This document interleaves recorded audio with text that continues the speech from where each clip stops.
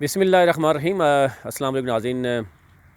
ख़ुसूसी तौर पर जो एक इंक्वायरी थी, मैं अगर बात करूँ तहसील कोटली सतिया में जो हॉस्पिटल का मामला था THQ का, वहाँ पर जो एक तरफ डॉक्टर्स पर इल्ज़ाम मौजूद था मुबैना तौर पर, दूसरी तरफ कंवल सईद जो हैं वो उनका जो मामला था कि उनके ख़िलाफ़ FIR गलत हुई है और जो है वो इंसिडेंट जो है नहीं हुआ और तोड़ फोड़ भी नहीं हुई और जूता भी नहीं मारा गया, तो बहुत सी चीज़ें थी उसमें। और इंक्वायरी फाइनली जो है वो आ चुकी है, वो इंक्वायरी मैं आपके सामने रखता हूँ और उस इंक्वायरी में जो रिकमेंडेशन दी हुई हैं वो भी आपके सामने रखता हूँ। अब देखना यह है कि क्योंकि इससे पहले एक सीटिंग हुई है मेंबर सूबाई असम्बली के साथ और एक सीटिंग होनी थी MNA के साथ, लेकिन उससे पहले इंक्वायरी बहुत ही अहमियत की अमल है, ज़्यादा सरकारी डॉक्यूमेंट है। इस इंक्वायरी में जैसे कि आप जानते हैं कि ये 22/12/2020 को इंक्वायरी जो है वो बाकायदा तौर पर बुलाई भी गई थी। ये एक दरख्वास्त भी दी गई थी 7/12/2020 को डॉक्टर एजाज़ की तरफ से कि इंक्वायरी की जाए, और क्योंकि वो उनके बकौल के डॉक्टर एजाज़, डॉक्टर खालिद और डॉक्टर इब्रार पर जो इल्ज़ामात मौजूद हैं मुबैना तौर पर, वो बेबुनियाद हैं और वो उसको जो है वो रिकमेंड यही किया गया उस वक़्त कि कमेटी का फ़ैसला होगा और कमेटी बनाई जाए, उसकी इंक्वायरी हो। वो फाइनली इंक्वायरी जो है वो उसकी रिपोर्ट जो है सामने आ गई है। इस ये तो इंक्वायरी थी, ये इंक्वायरी जो है वो 22/12 को हुई और ये असिस्टेंट कमिश्नर जो हैं रावलपिंडी कैंट, उन्होंने इसको चेयर किया मैडम नौशीन इसरार ने। अब वो ख़ातून हैं, मैं इसलिए बता रहा हूँ कि वो ख़ातून हैं। और ये जो जितने भी इंक्वायरी जिन्होंने की और इंक्वायरी के बाद मैं आपको जो रिकमेंडेशन बता रहा हूँ वो अगर इसका मतलब है कि वो कुछ चीज़ें ऐसी हैं कि जो शायद पहले जो है वो छुपाई गई हैं, जो अभी इंक्वायरी में जो चीज़ें सामने आई हैं। एक तो ये नज़र आ रहा है कि जो असिस्टेंट कमिश्नर रावलपिंडी थे कैंट, वो एज अ कन्वीनियर थे डॉक्टर कामरान ज़िया, कुरैशी कंसल्टेंट थे। इसी तरह बाकी जो मेंबर थे, डॉक्टर लुबना इसहाक थी, डिस्ट्रिक्ट कोऑर्डिनेटर थी। और बाकी जो है, क्योंकि इसमें जो है वो एक सेकंड मेंबर थे कमेटी के, उन्होंने इसको अटेंड नहीं किया, बाकी रेस्ट ऑफ द लोगों ने पर इसको प्रॉपर वो अटेंड किया। अब इंक्वायरी के दौरान जो कंप्लेंट की गई है डॉक्टर एजाज़ की तरफ से और मिस कंवल जो हैं उनके ख़िलाफ़ कि जी उन्होंने जो है वो किया, जूता भी मारा और फिर जो है वो बुरे अल्फाज भी यूज़ किए। फिर उनके हस्बैंड जो हैं वो जब आए, उन्होंने जो है वो हाथ उठाया और एक पेपर वेट जो है वो मारने की कोशिश भी की, शीशे भी तोड़े गए, वो CCTV फुटेज भी दिखाई गई और उसके बाद इसकी रिकमेंडेशन जो है वो सामने आई है।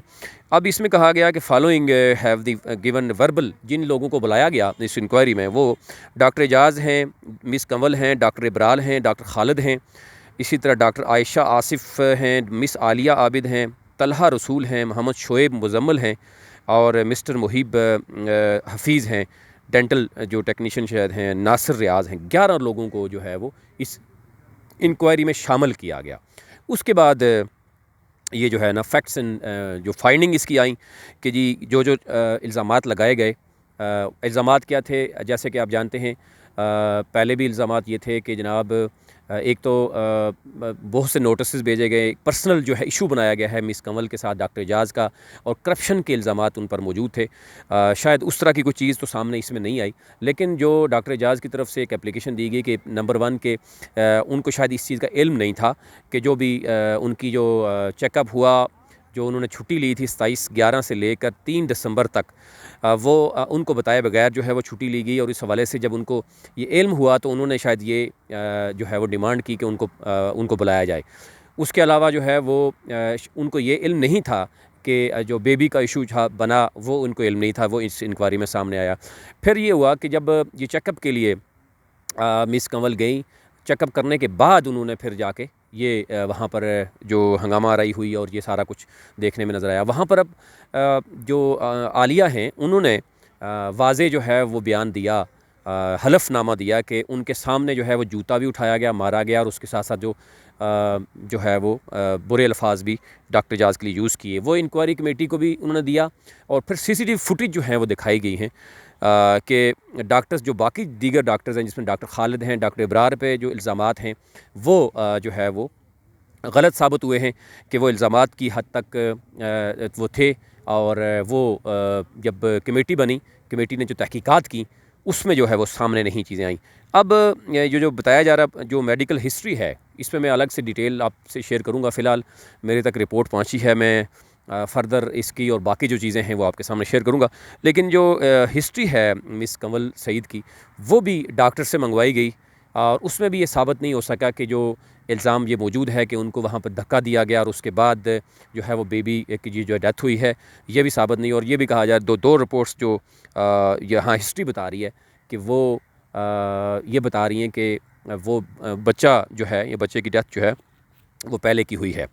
अब इसमें कंक्लूजन जो हुआ या रिकमेंडेशन जो हैं वो बहुत ही यानी आप समझें कि सोच समझ के शायद बनाई गई हैं। कंक्लूजन में ये कहा गया है कि जो एलिगेशन थी, the allegation which were levelled upon Miss Kanwal by doctor Aijaz regarding her abusive language, insulting behavior and severe misconduct while he was sitting in his office is found correct। जितनी भी एलिगेशन लगाई गई हैं वो करेक्ट हैं, which comes under the severe misconduct and inefficiency therefore needs disciplinary action as per government rules। ये उनके ख़िलाफ़ ये तहकीकात में कहा जा रहा है। और ये कहा जा रहा है कि the allegation level by Miss MS in his written statement upon Mister Nasir and his nephew that they both physically and verbally assaulted him, destroyed the government property is also found correct। और इसकी evidence का उन्होंने एक video यानी जो CCTV video है वो दिखाई गई है वहाँ पर, वो मैं ये चीज़ें सारी डिटेल में आपसे शेयर करूँगा। Doctor Ibrar Haq has no involvement in death demise of her, जो बच्चे की बात की गई fetus, there is no evidence that proves that Dr. Ijaz and Dr. Khalid are guilty of this charge as well। Out of our witnesses, 4 witnesses शायद है in MS office, only head nurse Alia gave witness that the shoe was thrown on Miss MS face। अब इनमें से ये जो statement है ये थोड़ा सा ऐसी स्टेटमेंट है जिसको देखना पड़ेगा कि ये स्टेटमेंट क्या है, कि क्या 4 में से सिर्फ एक खातून ने ही ये जो है वो विटनेस दी है और एफिडेविट दिया है, या बयान अल्फ़ी बताया है कि उनके सामने ये है। रेस्ट ऑफ दी जो 4 में या 5 मेंबर्स हैं उन्होंने इस बात पे बात नहीं की। अच्छा, अब इसमें रिकमेंडेशन बड़ी जो है वो अहम है। वो क्या है, इस वक्त क्योंकि जल्दी में हैं, हम कहीं मौजूद हैं, तो बाकी डिटेल मैं आपको बाद में बताऊंगा। यहाँ रिकमेंडेशन ये पता है, according to the judgement of this inquiry committee the verdict has been given purely on merit and based on available evidences। Number 1, although Miss Kanwal Rashid's medical condition and sad demise of her fetus requires sympathy, yet justice cannot be overruled by the emotions। So to conclude, Miss Kanwal Saeed had shown severe misconduct। ये सारी कुछ वो कहा कि उनकी हमदर्दी उनके साथ है कि उनके बच्चा जो है वो गया, लेकिन उसके बावजूद जो है वो जो मेरिट पर जो इंक्वायरी की गई उसका which need strict disciplinary action against her as per government rules.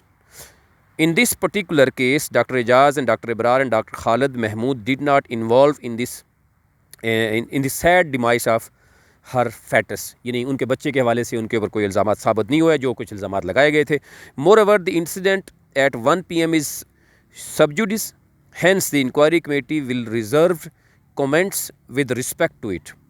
उन्होंने कहा ये कोर्ट में केस है इसलिए जो है अभी इस पे the situation between both the parties is so much tense now that they cannot work together at the same place in peaceful atmosphere।